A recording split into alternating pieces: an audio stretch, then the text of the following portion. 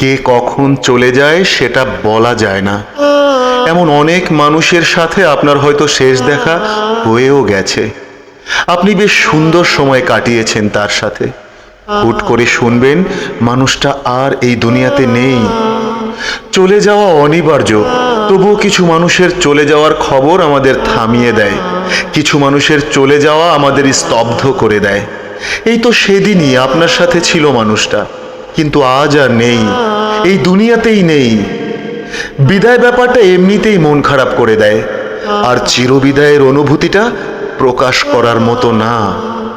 কিছু মানুষ চলে গিয়েও ফিরে আসে, আর কেউ চলে গেলে আর ফিরে আসে না, ফিরে আসার সুযোগ থাকে না।